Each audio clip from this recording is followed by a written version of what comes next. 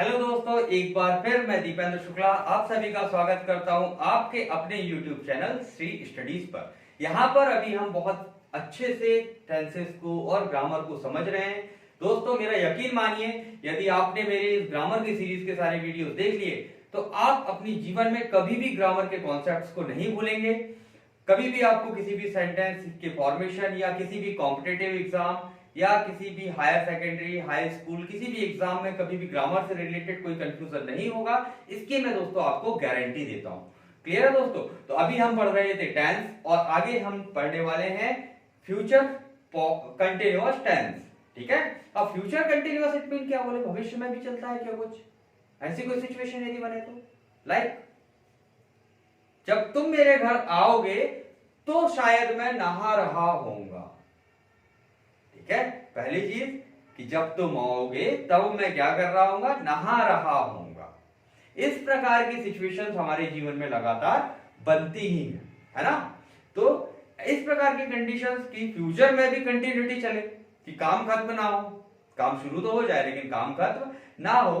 तो इस प्रकार की सिचुएशंस यदि हमारी लाइफ में बनती हैं तो उन सेंटेंसेस को हम ट्रांसलेट करने के लिए या कंस्ट्रक्ट करने के लिए फ्यूचर कंटिन्यूअस टेंस के स्ट्रक्चर का यूज करेंगे, फ्यूचर कंटिन्यूअस के रूल्स का यूज करेंगे। चलिए तो स्टार्ट करते हैं दोस्तों आज का हमारा टेंस फ्यूचर कंटिन्यूअस टेंस। ठीक है, जैसा ही नाम से ही स्पष्ट हो रहा है कि ये क्या है, फ्यूचर कंटिन्यूअस। इट मीन भविष्य में भी लगातार चलने वाली चीजों को दर्शाना। ठीक है, तो इनके अंत में जब कंटिन्यूटी आया तो फिर रहा तो निश्चित ही है। ठीक, तो इसकी आइडेंटिफिकेशन या सेंटेंसेस के अंत में क्या आएगा भाई, रहा होगा। ठीक है, रही होगी, रहे होंगे और रहा होऊंगा। क्लियर है दोस्तों? तो यदि हमारे वाक्य के अंत में रहा होगा, रही होगी, रहे होंगे, रहा होऊंगा इस प्रकार के वर्ड्स यदि आते हैं तो इन वर्ड्स को हम किससे कन्वर्ट करेंगे, फ्यूचर कंटिन्यूअस टेंस के स्ट्रक्चर्स की हेल्प से हम कन्वर्ट करेंगे। ठीक है, तो सबसे पहले इसका एक सेंटेंस लिख लेते हैं, जैसे मैं आम खा रहा हूंगा।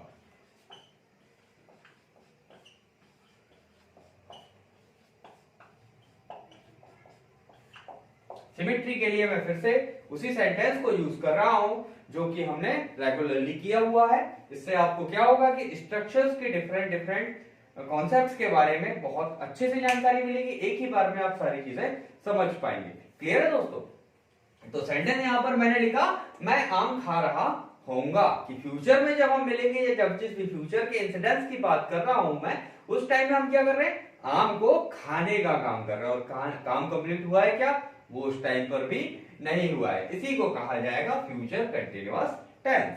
तो अब इसके स्ट्रक्चर की बात करें तो इसका स्ट्रक्चर होगा जैसा कि हमेशा सब्जेक्ट आता ही आता है शुरुआत में। अफर्मेटिव स्ट्रक्चर में क्या होगा भाई कि सब्जेक्ट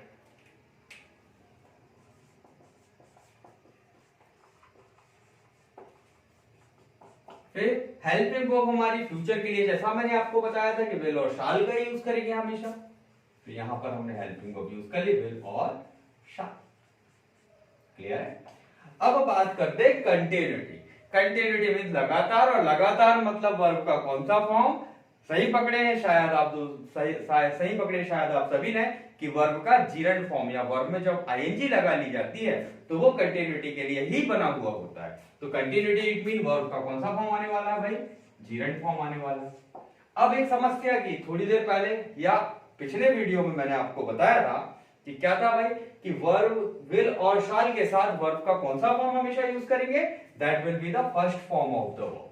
कौन सा, फर्स्ट फॉर्म। अब यहां पर फिर से क्या हो रहा है, जीरंड फॉर्म यूज हो रहा है, माने आईएनजी लग रहा है, मतलब फोर्थ फॉर्म का यूज हम कर रहे हैं। तो फिर से हमारा थंब रूल ब्रेक होने लगा है ना।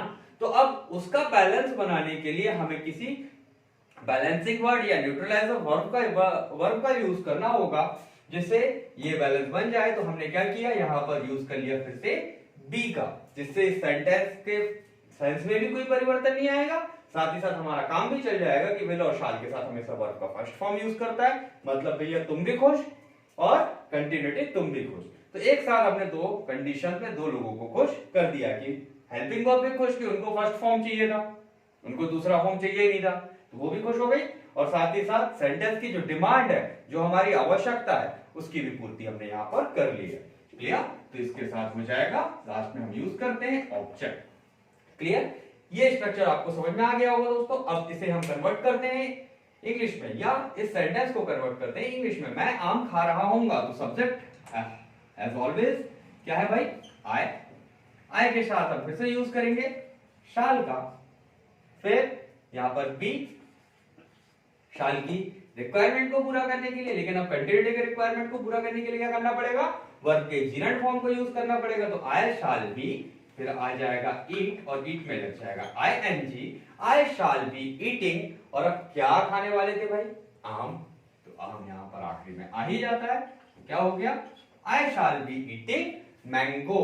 क्लियर है दोस्तों? तो ये समझ में आया आपको कि पहला सेंटेंस किस प्रकार से बनेगा, यहां पर बी का यूज क्यों किया गया, वर्ब का जीरंड फॉर्म का यूज क्यों किया गया। क्लियर है? सिर्फ इतना ही इसमें बेसिक्स है।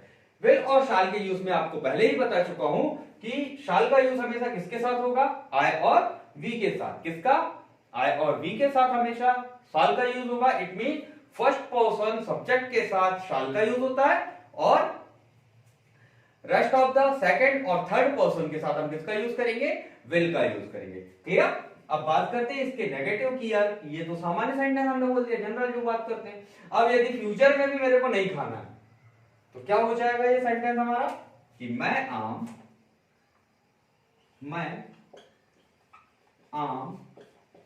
नहीं खा रहा हूंगा।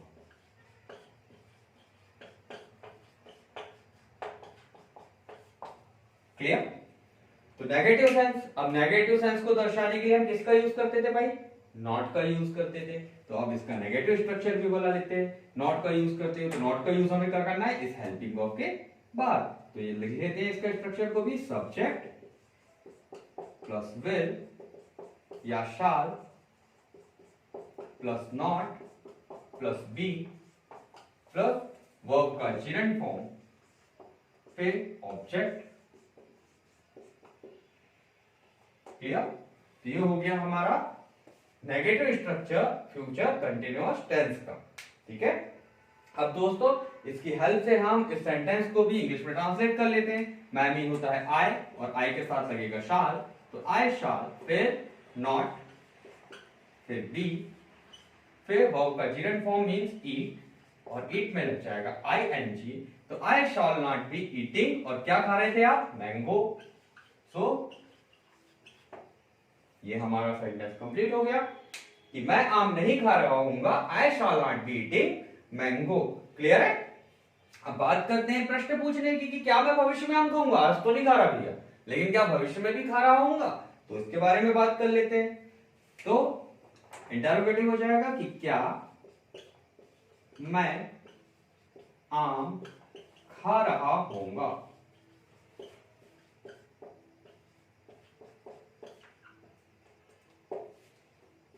लास्ट में आ जाएगा क्वेश्चन। अब बात करते हैं इसके स्ट्रक्चर की, कि जिस स्ट्रक्चर के आधार पर हम इसे परिवर्तित करेंगे वो होगा interrogative structure. Interrogative structure will always start with helping verb, और हेल्पिंग वर्ब यहां पर हमारी क्या है? विल और शाल। तो ये स्टार्ट हो जाएगा विल या शाल से, फिर सब्जेक्ट, फिर बी प्लस वर्ब का जीरंड फॉर्म प्लस ऑब्जेक्ट, और लास्ट में आ जाएगा क्वेश्चन। क्लियर है? सो जब हम इसका ट्रांसलेट करेंगे तो सेंटेंस स्टार्ट हो जाएगा विल या शाल से। सब्जेक्ट हमारा है आई, और फर्स्ट पर्सन है, फर्स्ट पर्सन के साथ हमेशा शाल का यूज किया जाता है। तो सेंटेंस हमारा बन जाएगा शाल, फिर आई, फिर बी, फिर वर्ब का जीरंड फॉर्म ईटिंग, लास्ट में क्या आता है? ऑब्जेक्ट, जो कि है हमारा मैंगो। क्लियर? तो इंटरोगेटिव क्या बन जाएगा भाई? शाल आई बी ईटिंग मैंगो। क्लियर?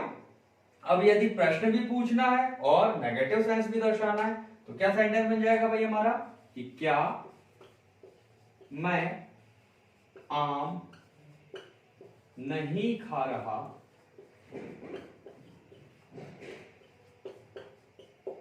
होऊंगा। ठीक है, तो जब इसका स्ट्रक्चर इस प्रकार का सेंटेंस हमारे पास आएगा तो इसका ट्रांसलेशन हम करेंगे इंटेरोगेटिव नेगेटिव स्ट्रक्चर की हेल्प से।